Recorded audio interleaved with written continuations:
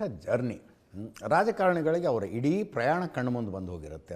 ಮುಖ್ಯಮಂತ್ರಿ ಸ್ಥಾನದ ತನಕದ ಪ್ರಯಾಣ ಕಣ್ಣು ಮುಂದೆ ಬಂದು ಹೋಗಿರುತ್ತೆ. ಹೊರಗೆ ಬಂದರು ಇಲ್ಲಿಂದ ಒಂದೇ ಕಾರ್ನಲ್ಲಿ D K Shivakumar, Siddaramaiah, K C Venugopal, Randeep Singh Surjewala ಒಂದೇ ಕಾರ್ನಲ್ಲಿ ಕೂತ್ಕೊಂಡು ಲೋಕಭವನಕ್ಕೆ ಬಂದರು.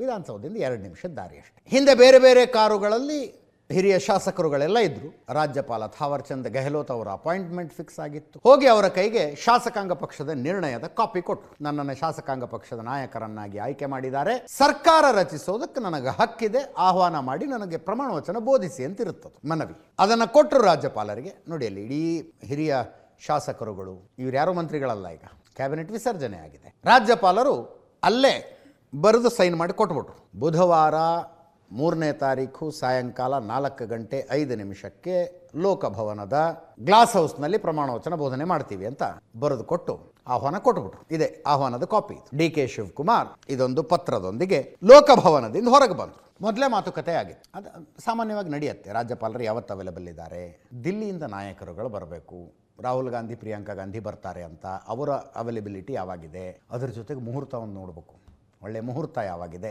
ಅದೆಲ್ಲದರ ಆಧಾರದ ಮೇಲೆ ಮಾತಾಡಿಕೊಂಡು ಒಂದು ಟೈಮ್ ಫಿಕ್ಸ್ ಮಾಡಿರ್ತಾರೆ. ದಿಸ್ ಈಸ್ ಅ ಫಾರ್ಮ್ಯಾಲಿಟಿ ಅಷ್ಟೇ. ನೊಣವಿನಕೆರೆ ಅಜ್ಜಯ್ಯನ ಪರಮ ಭಕ್ತರಾಗಿರುವ ಡಿ ಕೆ ಶಿವಕುಮಾರ್ ಅವರು ಇವತ್ತು ಹೋದರು. ವಿಜಯನಗರದಲ್ಲಿ ಹೋಗಿ ಅಜ್ಜಯ್ಯನ ಪಾದುಕೆ ದರ್ಶನ ಮಾಡಿಕೊಂಡು ಬಂದರು. ನಾಗರಭಾವಿಯಲ್ಲಿ ಪಾದುಕೆ ಇದೆ, ನೊಣವಿನಕೆರೆಯಲ್ಲಿ ದೇವಸ್ಥಾನ ಇರೋದು. ಹೋಗಿದ್ದೀನಿ ನನ್ನಲ್ಲಿ, ಚೆನ್ನಾಗಿದೆ ದೇವಸ್ಥಾನ. ಇವತ್ತು 2 ಸಲ ಹೋದರು. ನೋಡಿ, ಸಿದ್ದರಾಮಯ್ಯನವರಿಗೆ ಮೀಟಿಂಗ್ ಇದೆ, ನೀವು ದಿಲ್ಲಿಗೆ ಬರಬೇಕಾಗತ್ತೆ ಅಂತ ಕೆ ಸಿ ವೇಣುಗೋಪಾಲ್ ಫೋನ್ ಮಾಡಿದ್ರು ಅಂತ ಗೊತ್ತಾದ ತಕ್ಷಣನೇ ಹೋಗಿದ್ರು ಡಿ ಕೆ ಶಿವಕುಮಾರ್ ಅವರು. ಅವಾಗ ಇನ್ನೂ ಡಿ ಕೆ ಶಿವಕುಮಾರ್ ಅವ್ರಿಗೆ ದಿಲ್ಲಿಗೆ ಬನ್ನಿ ಅಂತ ಹೇಳಿರಲಿಲ್ಲ. ನನ್ನ ಕರೆದಿಲ್ಲ, ಕರೆದ್ರೆ ಹೋಗ್ತೀನಿ ಅಂತಿದ್ರು ಅವಾಗ. ಅದಾದಮೇಲೆ ದಿಲ್ಲಿಯಿಂದ ಇವ್ರಿಗೂ ಫೋನ್ ಬಂದು ನೀವು ಬರಬೇಕಾಗತ್ತೆ ಅಂತ ಮತ್ತೊಮ್ಮೆ ಹೋದರು ನೊಣವಿನಕೆರೆ ಅಜ್ಜಯ್ಯನ ಪಾದುಕೆಯ ದರ್ಶನಕ್ಕೆ. ಇವತ್ತು 2 ಸಲ ಹೋಗಿದ್ದಾರೆ ಅವರು. ಆ ನೊಣವಿನಕೆರೆಯ ಗುರುಗಳೇ ಮುಹೂರ್ತ ತೆಗೆದು ಕೊಟ್ಟಿರೋದು ಇವರಿಗೆ. 3 ಡೇಟ್ ಕೊಟ್ಟಿದ್ರಂತವ್ರು. 1ನೇ ತಾರೀಕು ಸಾಯಂಕಾಲ ಗೋಧೂಳಿ ಲಗ್ನ ಪ್ರಮಾಣ ವಚನಕ್ಕೆ ಸೂಕ್ತವಾಗಿದೆ ಅಂದಿದ್ರಂತೆ.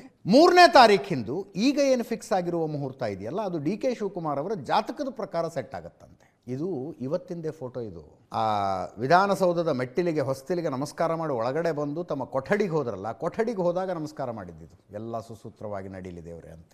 ಇವತ್ತು ಈಗ ಇಡಲಾಗಿರುವ ಮುಹೂರ್ತ 3ನೇ ತಾರೀಕಿಂದು ಇವರ ಜಾತಕದ ಪ್ರಕಾರ ಸೆಟ್ ಮಾಡಿರೋದಂತೆ. ಇನ್ನೊಂದು 5ನೇ ತಾರೀಕು ಕೊಟ್ಟಿದ್ರು, ಶುಭ ಶುಕ್ರವಾರ, ಒಳ್ಳೆ ದಿನ ಅಂತ. ಡಿ ಕೆ ಶಿವಕುಮಾರ್ ಅವರಿಗೆ ಆಸೆ ಇದ್ದದ್ದು ವಿಧಾನಸೌಧದ ಮೆಟ್ಟಿಲ ಮೇಲೆ ಪ್ರಮಾಣ ವಚನ ಸ್ವೀಕರಿಸಬೇಕು ಅಂತ. ಆ ದೃಶ್ಯನೇ ಒಂಥರ ನೋಡಹಂಗಿರುತ್ತದೆ. ವಿಧಾನಸೌಧದ ಮೆಟ್ಟಿಲುಗಳ ಮೇಲೆ ಬೇಡ ಅಂತ ತೀರ್ಮಾನಿಸೋದಕ್ಕೆ 2 ಕಾರಣ. ಒಂದು, ಆ ಮೆಟ್ಟಿಲ ಮೇಲೆ ಪ್ರಮಾಣ ವಚನ ಸ್ವೀಕರಿಸಿದವರು ಯಾರೂ ಅವಧಿ ಪೂರ್ಣ ಮಾಡಿಲ್ಲ ಅಲ್ಲಿ. ಇನ್ನೊಂದು, ನೊಣವಿನಕೆರೆ ಅಜ್ಜಯ್ಯನ ಸಲಹೆ.